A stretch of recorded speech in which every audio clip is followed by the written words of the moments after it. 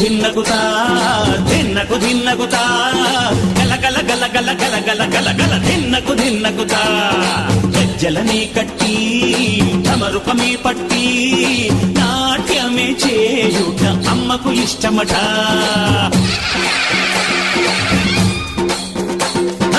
ఊరే ఊగేల ఇయ్యాలి హారతి,